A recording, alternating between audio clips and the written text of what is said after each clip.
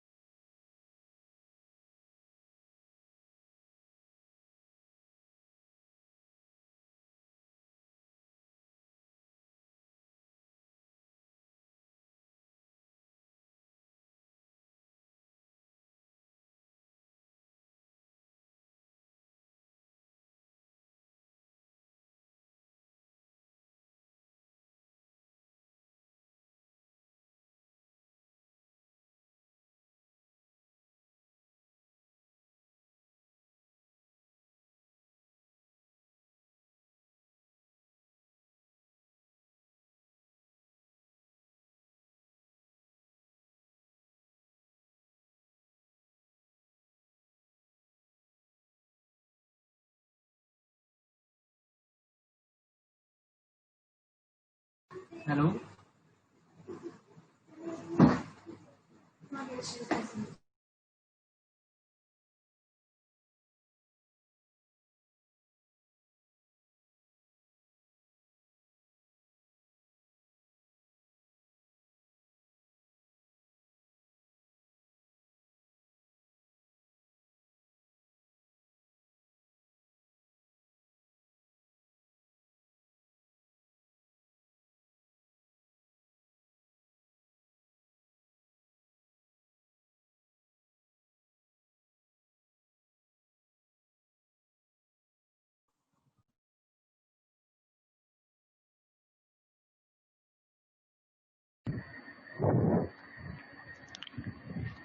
Aditya Sanjay Sehgal sir हमारे साथ join हो चुके हैं, आप उन्हें भी को होस्ट बना दीजिए। आदित्य।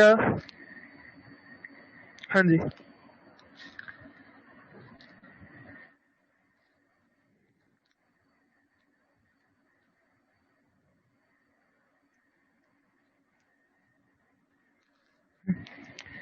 अ, हमारे साथ अभी थोड़ी देर में वंशज त्यागी जुड़ेंगे। जब तक मैं सभी सनिधि मैम से रिक्वेस्ट करता हूँ कि आप इस सेशन को स्टार्ट करवाइए please. Okay, thank you. So, good evening, everyone. I'm Samjiri Gol, and I cordially invite you all to MLNC Youth Summit 2020. As you all know, the topic for today's session is way out of the extreme economic recession on a global scale, with emphasis on defeating Indian economy. We have with us today two esteemed speakers who all will be sharing their thought of knowledge and experiences with us. So let me introduce you to Mr. Sanjay Sehgal and Mr. Rishabh Kothari. Mr. Sanjay Sehgal is the chairman and CEO of MSys Group. He has been honored with numerous awards owing to his exceptional business acumen. He is hailed as a national leader, motivational speaker, and humanitarian. Mr. Rishabh Kothari is the CEO of CKC Fragrances. He is the president of FAFA and the vice president of MCCI. He is also a member of the National Board of MSMEs. Apart from these glorious credentials, he is a heartfulness meditation trainer by passion, and we are honored to have them both here with us today. Before commencing with the session, I will brief you about the event structure once. Our guests will share their views 15 minutes each, and then we will take up the queries that might be popping out of the curious minds of our lovely virtual audience before concluding this session. The viewers can type up their questions in the chat box and we will try and resolve them before the session ends. And I request you all to not write anything else except your doubts. I would request Sanjay sir to present his views on today's topic. Sorry to interrupt, please Aditya एक बार प्रियांश तोमर जी को coast बना दीजिए, वो वंशज त्यागी जुड़े हैं उस नाम से। प्रियांश तोमर जी को एक बार कोस्ट बना दीजिए। हाँ जी, thank you. Yes sir, ma'am आप स्टार्ट कर सकते हैं आगे।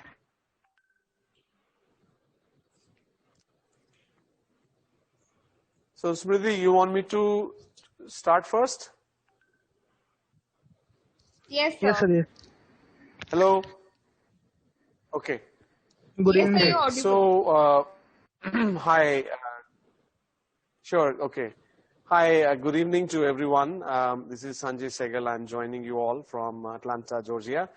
And I think this, even though this topic was of great interest to me, but I must also, in full disclosure, share that I think our other esteemed guest, Mr. Rishabh Kothari, is actually more, qualified to comment on Indian economy, being a, expert economist and in charge of SUNY Industry Association. I can share with you as a technology entrepreneur who's actually located in US.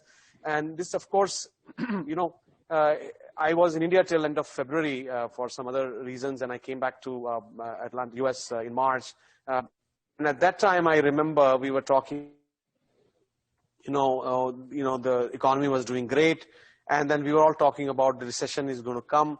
So people were saying, when will it come? Will it come before election or after election? That used to be the conversation. And then within 3 weeks, I mean, our unemployment rate in US tripled. I mean, it was the lowest unemployment rate in the first week of March. I still remember the numbers. By end of March, it was the highest on record. 13% unemployment rate went up from 4% or 3.5% to 13% within a matter of 3 weeks. So then people were talking about how deep this recession would be and whether this will convert into a depression. People who know history, they talk about Great Depression of early 1920s and all that. And of course, now we are thinking that is there ever going to be light at the end of this dark tunnel? There's a dark tunnel that all are in GDP in India, especially has sunk 25% and all that. And of course, the US economy slightly recovered. Now we have about 8.5% unemployment rate. But now we're talking about when will it ever end? No, people are not even talking about when will it end. Will it ever end? And it is I know the morale or the motivation of people is really down. But I must share this with you that we as entrepreneurs always have faith in two things. One is ourselves, our ability, our own tendency to come back from this. As entrepreneurs, I have seen my ventures have been formed only when there has been recession in the market. And best companies come out when Google, if you really look at the history of good companies, when was Uber started? When did Google start? When did Facebook start? You will connect their timeline to the recessions. Every time there has been a recession in US, good companies come out of this after recession, obviously, right? And so I think we should have faith in that ability of human beings to bounce back regardless of what is thrown our way by nature, by economy, or by anybody else. Second is, again, faith in other human beings. One is faith in yourself. Other is faith in other human beings, which is consumer. That human urge is not going to die. Regardless of what we numbers, politics, this, that, Sushant, all. I mean, sorry to say this, but I mean, there are so many things being thrown at us right now.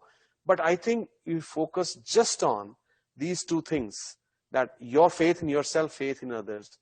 Others' faith is human urge is going to be the primary reason, motivation, this economy back to the world.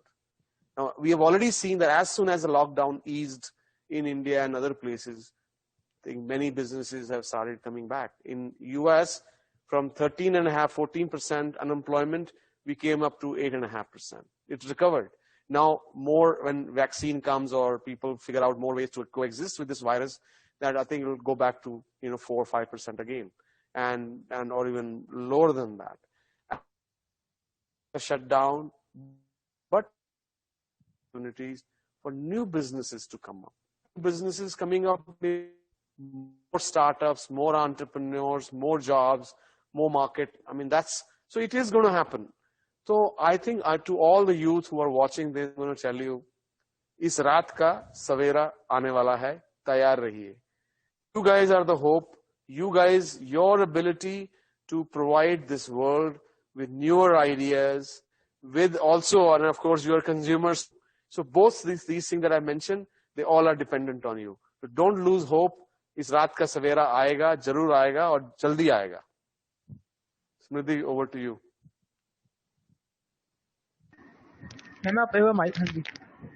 Thank you so much, sir. Your entire perspective on this is so inspiring. It is so positive, and as a listener, it has imparted a sense of positivity to me, and I'm sure to other viewers as well. I will get back to you for question and answers, and I will request Mr. Rishabh Kothari to enlighten us with his views on today's topic. Thank you, Smriti. Thank you, Students Union of Motilal Nehru College, for having both Sanjay bhai and me here on a very interesting topic, which is about what is the way out of this extreme economic recession that we are faced with, as well as the depleting Indian economic growth. I think we cannot fool ourselves. Definitely, it's a very challenging scenario. The situation in the country is definitely not very good. It's not looking very good. As Sanjay bhai said, we at times wonder whether there is light at the end of the tunnel itself. But what I like about this topic is that we're not discussing the problem, but what we're discussing or talking about is what is the way out. And I think it is good to focus on these issues, because when we look at the way out, we are talking about acknowledging two things. The first is what is the problem, and secondly, how do we get out of it? Before we even discuss about how do we get out of this problem, it would be interesting to even understand what defines or what exactly is a problem in the first place. I remember having a very interesting discussion with a leading management consultant, and we were just chatting, and we were talking about problem solving, and he said the most important aspect of problem solving is the fact that do we even understand what the problem is. Very often we fret over things about which we have no control. We are worried about those things, and we wonder how do we deal with them. And then while we were talking, he gave us an example. He said, you have to go out for a very important meeting, or you have an engagement to go to. And well, it's raining cats and dogs. It is raining very hard and you don't know what to do. What do? Are you in a fix? Do you have a problem? I said, of course it's my problem. It's raining and I'm not able to go out to my very important meeting. He said, think again. Do you have control over the rain? If you don't, in that case, I would not call it your problem. At best, it is a very unfortunate fact, but it is definitely not your problem. Then what do we do in a situation like this when we are stuck? Examine the so-called problem again. What is our problem in the real sense? Our problem is the fact that we don't have an umbrella so that we can go out. So I think if we kind of pause and look at what we perceive as problems, there is an opportunity and there is a solution. There is what you have called in your topic, the way out. So friends, I think as Sanjay bhai so inspirationally said, that is raat ke baad savera hai. It's a question about us looking at that savera. It's a question about us looking at that opportunity. The pandemic and its effects the world over is an unfortunate fact. There is very, very little about this pandemic which is really speaking in anybody's control, whether it is you or me. But are we able to adapt? Are we able to look at situations? Are we able to look at opportunities? Are we able to create opportunities? When we talk about creating opportunities, it reminds me of a very interesting story about a European shoe salesman who went to the deep forests of Africa, and there he meets the head of a tribe. And he goes and talks to him, and he's explaining to him all the wonderful qualities of his shoes. the Lord, the chief, listens to him very interestingly and says, "Well, my dear friend, whatever you say is very good. It's very interesting, but it is no use because nobody in my tribe wears shoes."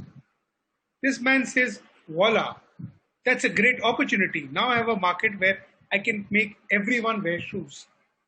The question is, we have this adversity, we have this challenge, we have this slowdown, we have this huge employment problem, we have this huge financial problem, and maybe we do not know what to do about it.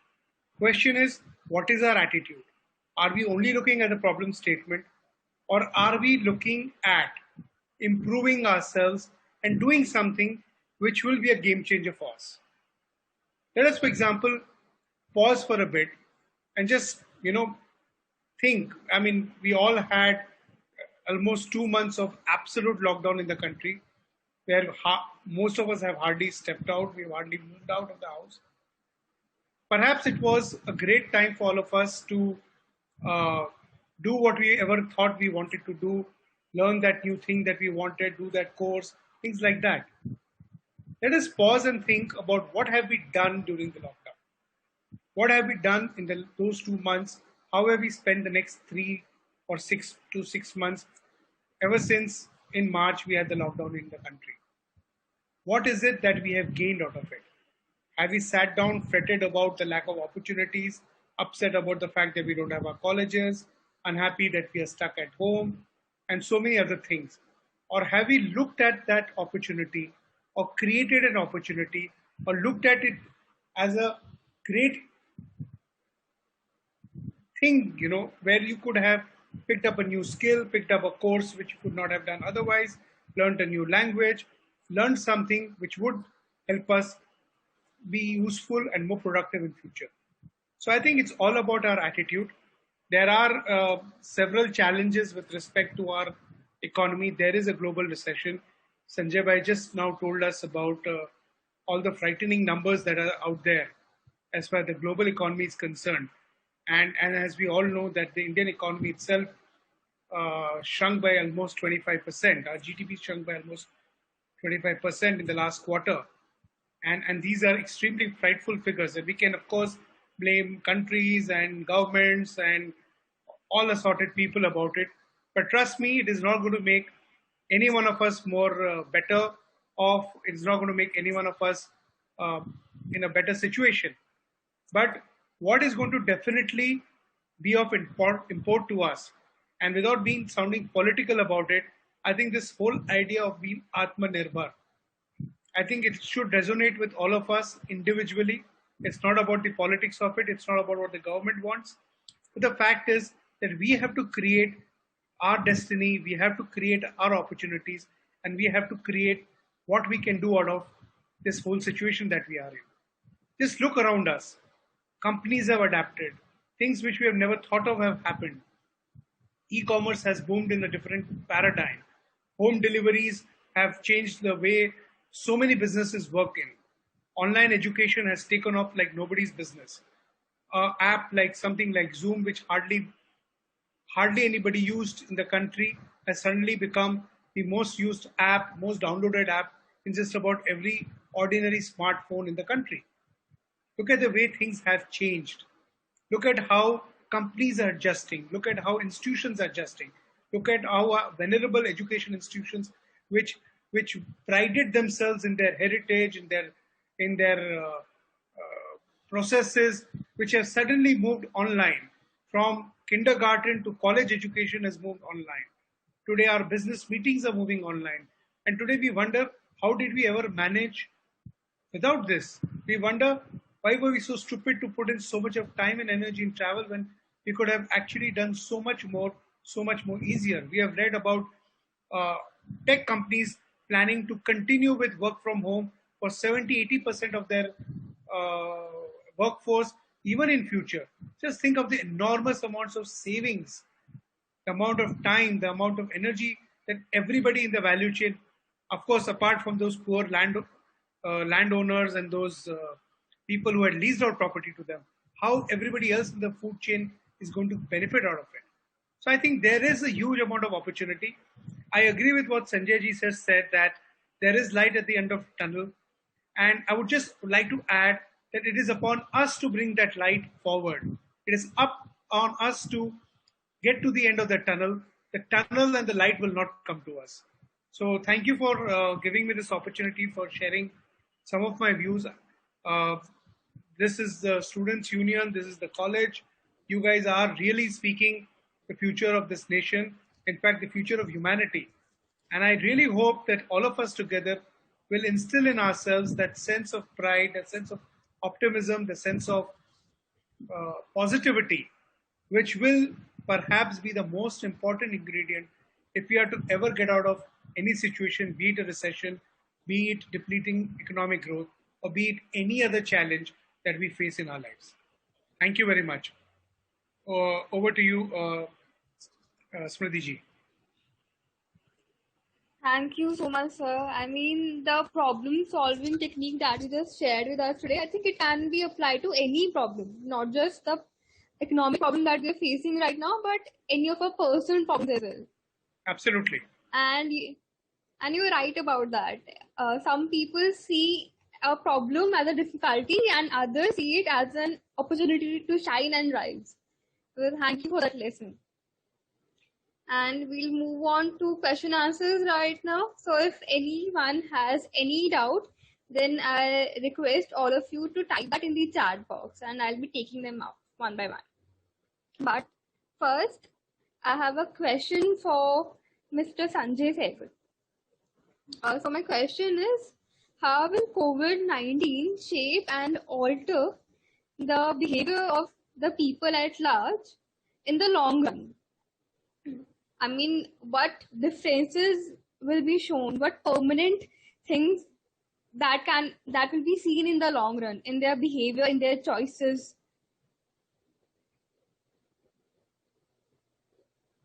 Sure. So, Smriti, I think there's a term which people are these days talking a lot about that is called the new normal, right? And I think Yes. it is, things will change. And it happens in case of any adverse situation we face in life. You guys are all very young, so you may not know this, but many of us with gray hairs, we were around when 9/11 happened in US, 2001 that was.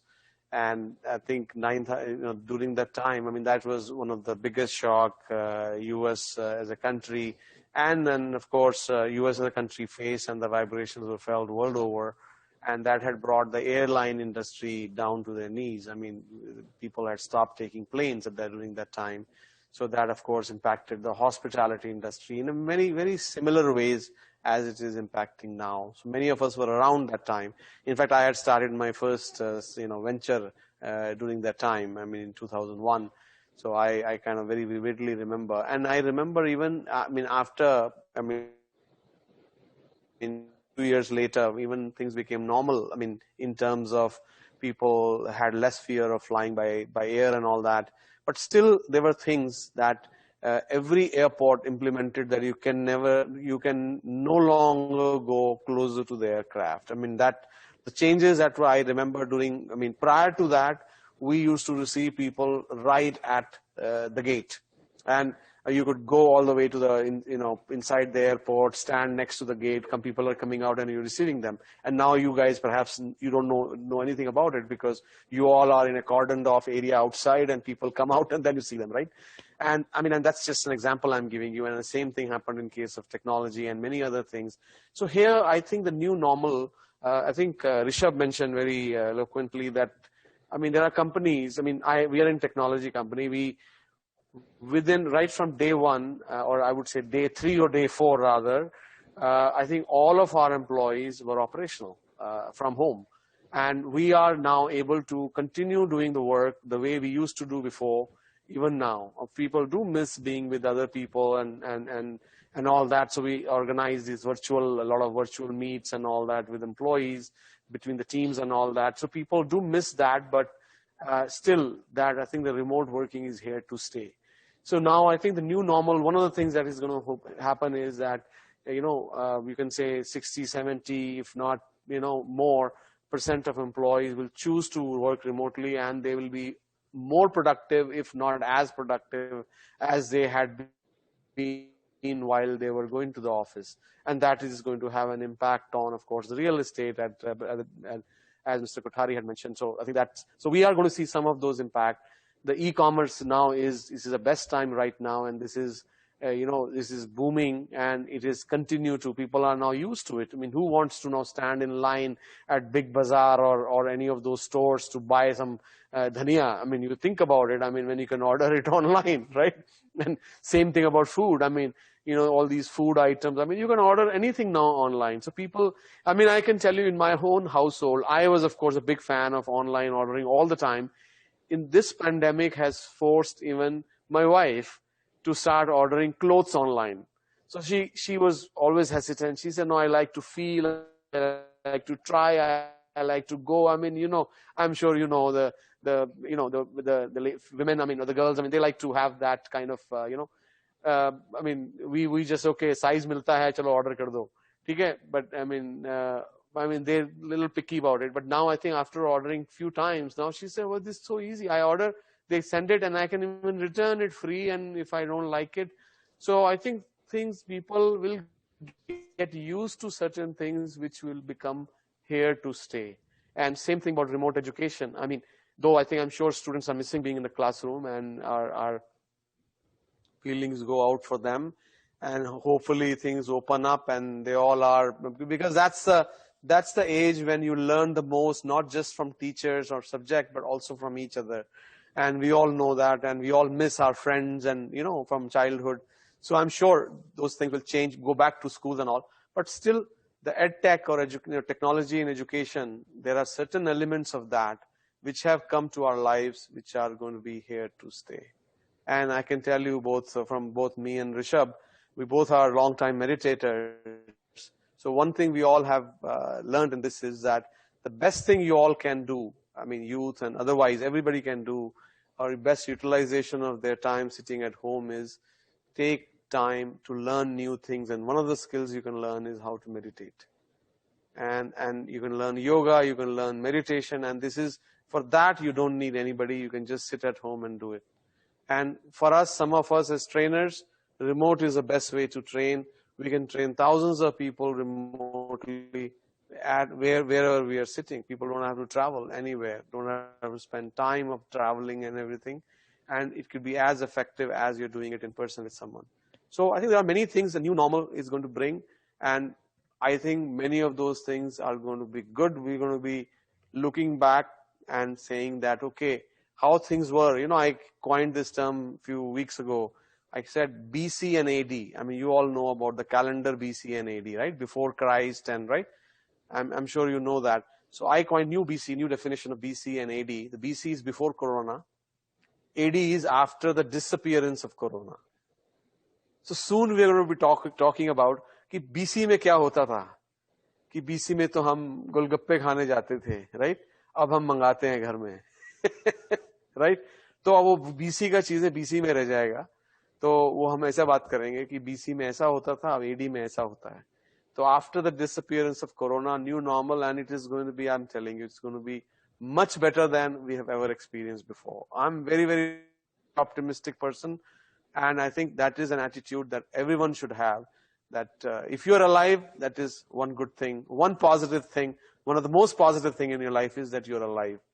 Think of those people who are not. Think of those people who are sick, who are in hospital. Or I would say not think about them, think about the positive thing in your life, that you're alive and ready to enjoy life. Over to you. Thank you so much, sir. I wanted to add something something to what Sanjay ji said.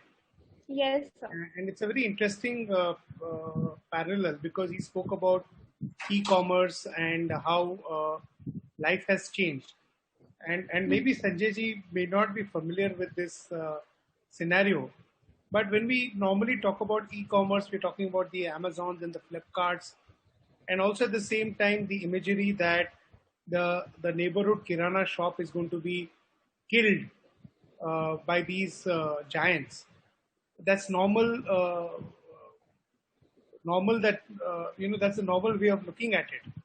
But in the pandemic, I saw a very interesting development. So we have this neighborhood market, where you have vegetable vendors and everyone selling stuff. And during the pandemic, there were people who were essentially vegetable vendors who were enterprising enough who would call you up and say, "Sir, आप बताइए कि आपको क्या क्या चाहिए? From soap to oil to hand sanitizer." They were stocking all these things. They were ensuring that they would pick up all this stuff and they would drop it to your house so that you don't have to risk your life and go out. This is the sense of enterprise. When we talk about e-commerce, we are not only talking about the Amazons and the Flipkarts, but the enterprising neighborhood shop, which said, okay, this is my opportunity. My customer is not able to come to me and perhaps is not able to visit half a dozen shops to pick up whatever essentials he or she wants. So this guy becomes an aggregator of all those things and actually comes to your doorstep or to your colony doorstep and drops it to you. That is the sense of human enterprise which I was referring to you earlier. Rishabh ji, this is a new definition of mobile commerce. Absolutely. So a person is mobile. Yes. And the underlying factor of enterprise, the willingness to overcome a challenge. I am a neighborhood shop. I am losing customers because everybody is buying online. Everybody is going to big e-commerce portals and I lose my market. I lose my relevance. I lose my livelihood. How do I overcome it? Do I sit and just cry and say, look at the situation? Or do I innovate? You can call it jugaad technology. You can call it innovation. You can call it being smart and changing your stripes along with the market. So I think this is a very important aspect, and this gives us the insight that when there is human interest and when there is human endeavor to succeed, we will find our way out. Over to you, Smriti, and thank you. Thank you, sir. So, you are right, attitude matters a lot, but we have to accept that we are in a difficult situation. Like, let's take the example of MSMEs. How can MSMEs survive in this situation? I mean, their revenue is falling, their costs are either rising or remaining constant. The cost of obtaining raw material has increased.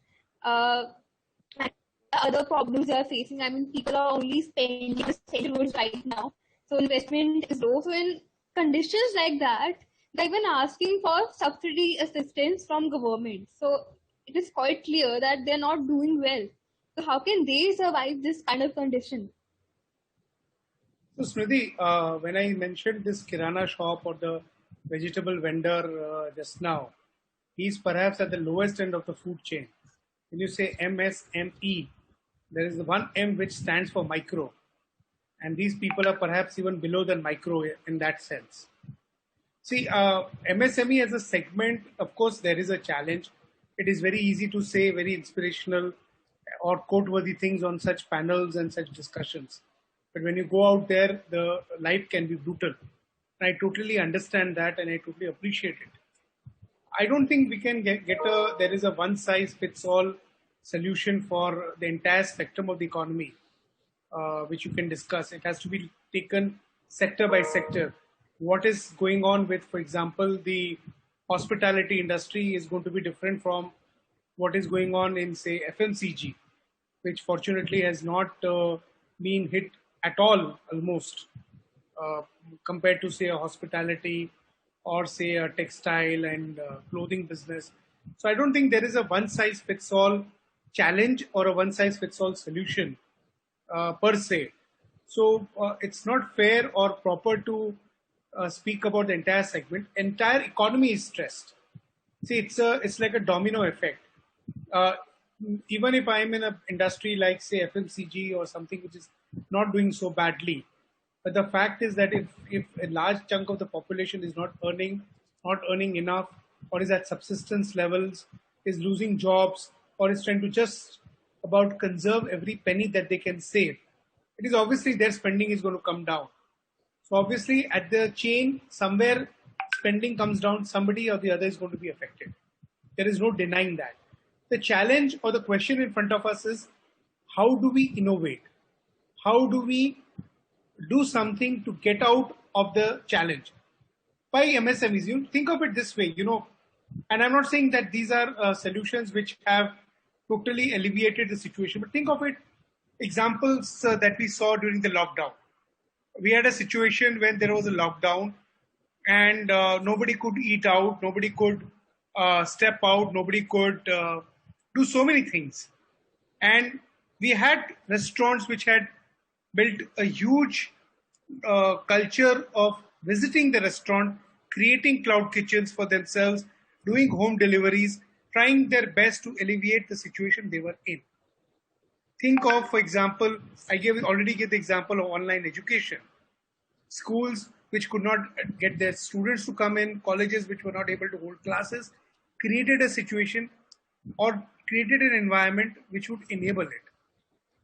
Think of SpiceJet. I mean, it was amusing to see SpiceJet going the whole hog on air ambulances when flying was not allowed, because they had the fleet, they had the aircrafts, and they needed to make good use of it. So there is always going to be an opportunity if we are going to look for it. I want to give a very interesting example which I read in a magazine about a very large Chinese car manufacturer. Now we all know that China actually never actually got the kind of slowdown the rest of the world has had. But in anticipation of the slowdown in China, there was this large car manufacturer which did not know how it could get rid of piling inventories. There is a huge challenge with inventories. Consumers were holding on to their money. They were not buying cars, and they were not trying to spend, let me put it that way, at least not on items which can be called luxury or discretionary. Cars would come in that. They actually created a model where they offered their entire fleet to companies, where they said during post-pandemic, your employees do not want to be exposed to the virus through public transport. They may not be interested in traveling in large groups. So we are giving you a solution. Lease our vehicles. We are going to give you easy payment options. We are going to give these vehicles to you on lease, offer it to your employees so that they are able to utilize this opportunity to either acquire the cars or else, at least in the name of safety, in the name of convenience, and to ensure that your employees come in with that attitude of safety, and they come in with the faith that their company is taking care of them. Give these cars as a shared vehicle or an owned vehicle to your employees, creating a particular niche, creating an opportunity out of an adversity. Whether it is an MSME or they are large corporations, whether it is this auto manufacturer that I'm talking about, or an aircraft airline like SpiceJet, or a restaurant, we all have to create opportunities. We have to all look at how do we overcome it. Looking for doles out of the government, whether the government does it or not, is not going to be a sustainable activity. I hope that answers your question. So I have another concern actually, like looking into the situation of small traders who are not dealing in necessity goods and are not so much resourceful as large corporations as well, and they are barely surviving in this time. Then how can they invest in new technologies or create demand for products for which the demand is constantly falling? Because as I told you, people are investing in necessity goods only, and the spending on other goods have decreased by massive amounts. So what can those small traders do?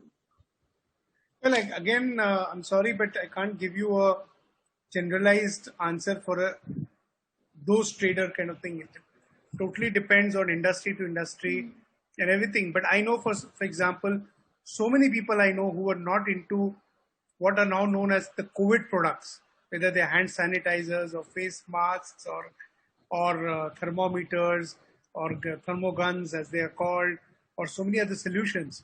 There are so many people. I think initially there was so much of demand and hardly any supply. Today supply outstrips demand.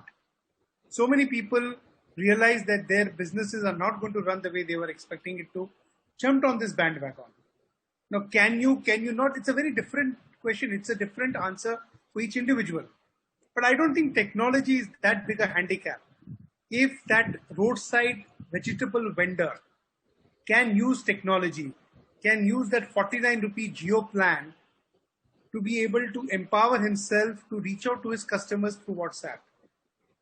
I think today technology is a great leveler. Question is, are we willing to adapt? Are we willing to learn? Are we willing to look at it?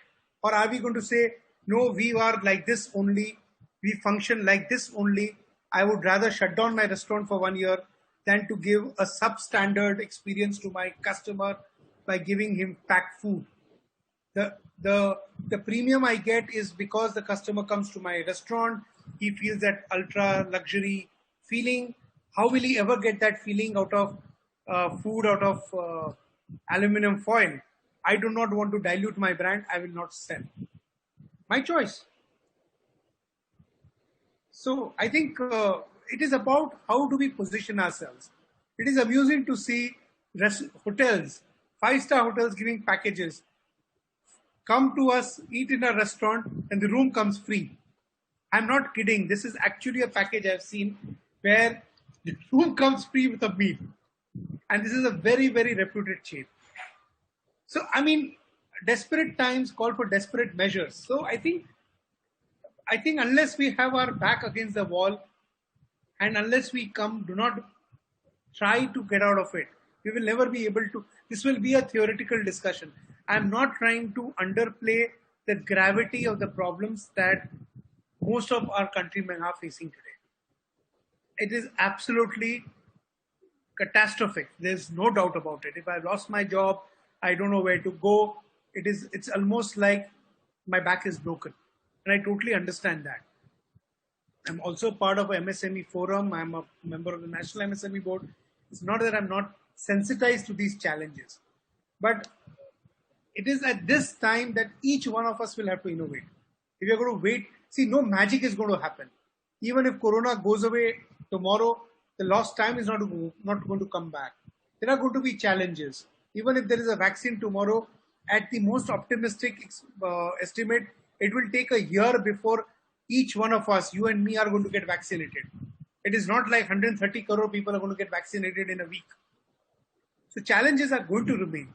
Question is, I will have to relook at my business plan. I will have to relook at what I can do. Can I innovate? Can I improvise? Can I change? Can I adapt? And there is a different answer for everyone. If Madhubani handcraft artists in interior Orissa can come down to making very, very artistic face masks and actually manage to survive with that, I think there is some light and there is some hope for all of us. Thank you so much, sir.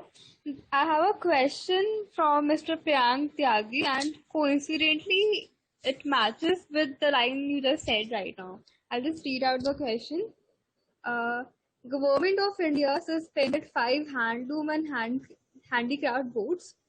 Will it affect the handloom industry and the handicraft industry?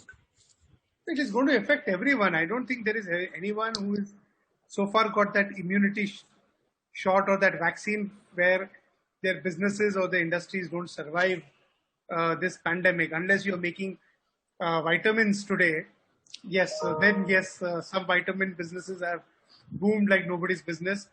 I have a customer who manufactures Chyawanprash, and he has sold more Chyawanprash in the last 3 months than he sells in the entire year.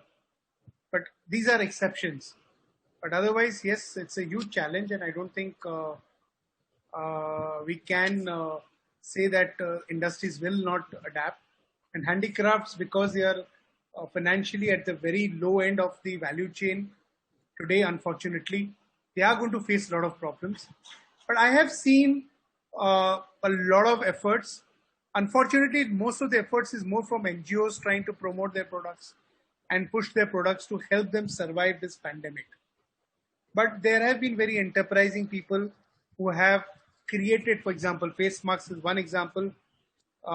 designer face masks. I know of a brand in the city that I live in, Calcutta, which is promoting designer face masks, and people are happy to shell out 1,000 rupees for a very designer, unique face mask. And now that the economy is opening up, people are moving out, people are going out to restaurants, people are eating out. There are also weddings happening.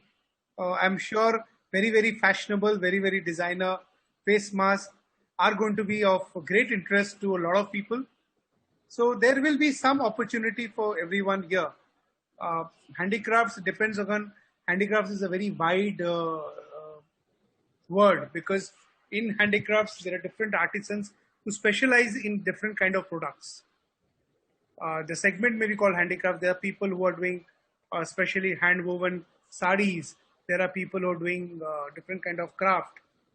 So you can't really again put all the boxes together and say this is how it's going to work. But each industry and each segment and each craft will have to adapt to this new normal.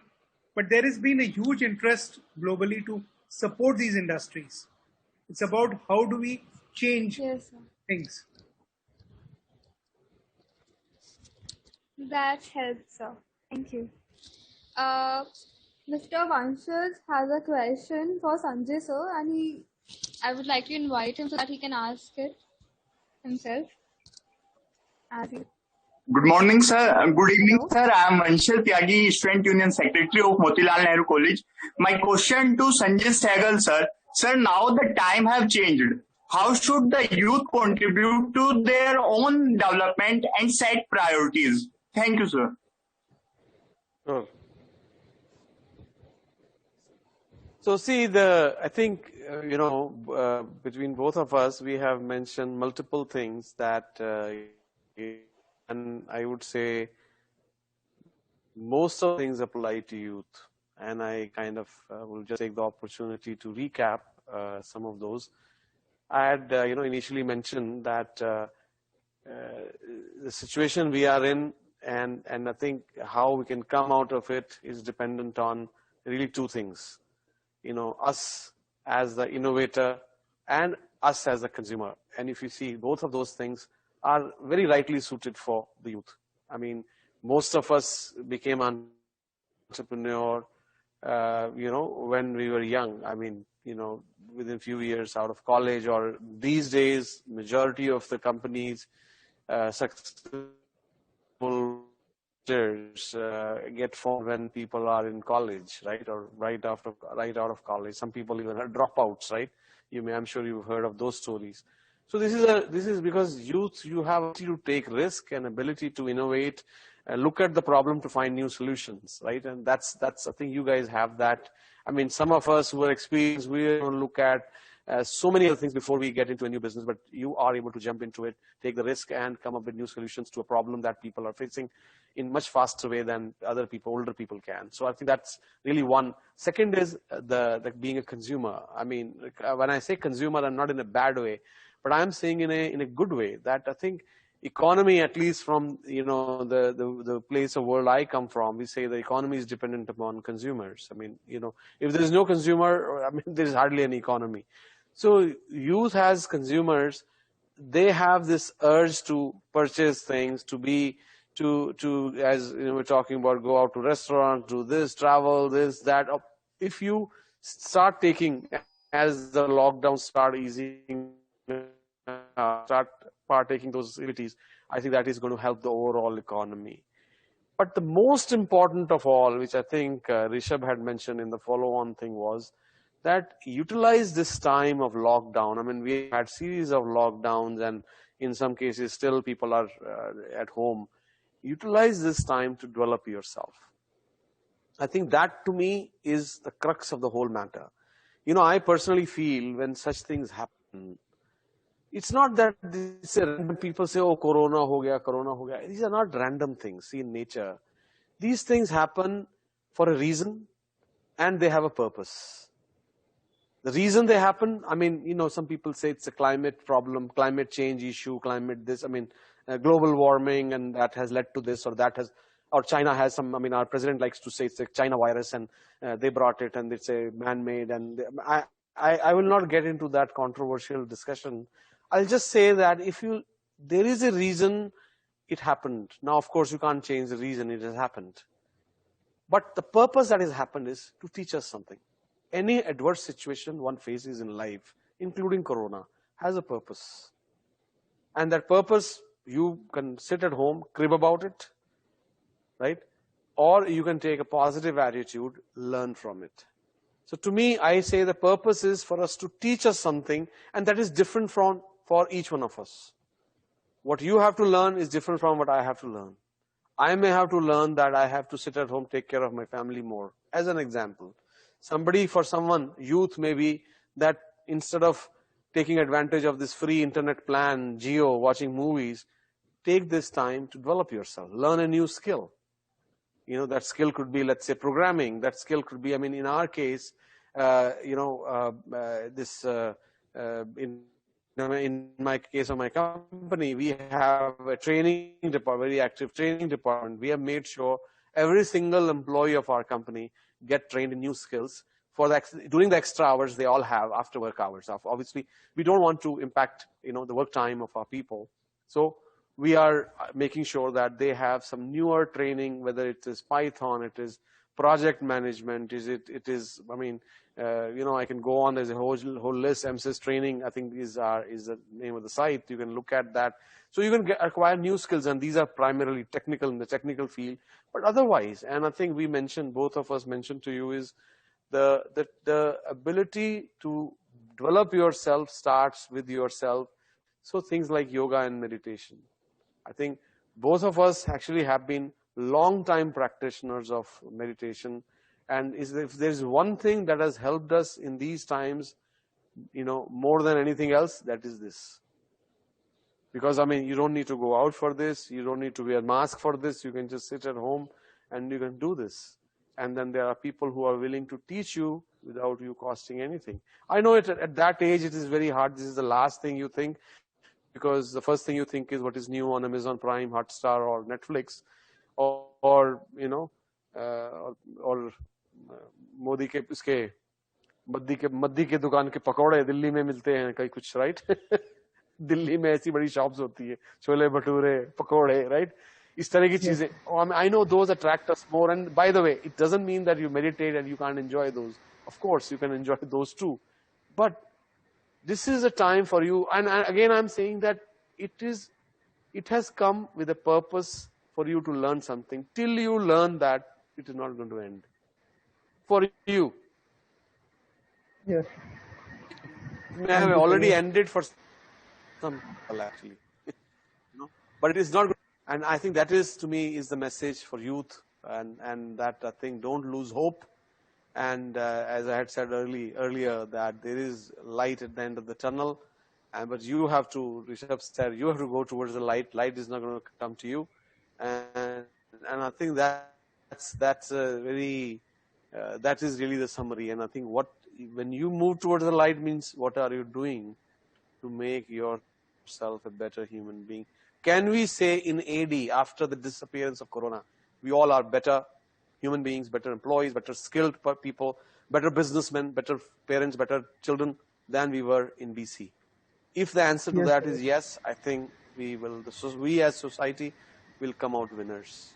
This is not the first time adversity has hit humanity. And this is not going to be the last time. Believe me, you guys are young, so be ready for things in the future too. So better use this as a testing ground, to learn new things, so that in future you're better prepared. Over to you, Priyansh and Smriti. Yes, thank you. Thank you so much, sir. So we're coming to the end of the session now.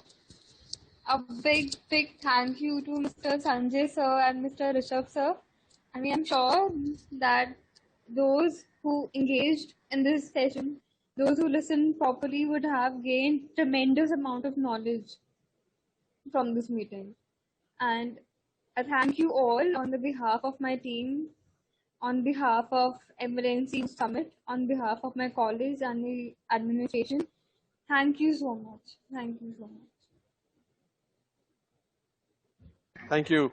Thank you so much, sir, and thank you, Rishabh sir, for joining us today. Thank you so much, everyone, for supporting us. Our pleasure. Thank you, sir. Thank Now you. may I request Vanshul Tyagi? Vanshul Tyagi? Yes, sir. Sir, please. Good evening, sir. I'm Sanjay Sehgal, Student Union Secretary of Motilal Nehru College. With due respect, I would like to thank you for your kind words at the of our college. We felt great pleasure to have you among us on this occasion. Your presence is inspirational for us. We would like to thank you for your presence. We will be looking forward to having more of your presence in the future events. Thank you, sir. Thank you on behalf of every student, every teacher of our college. Thank you so much, sir.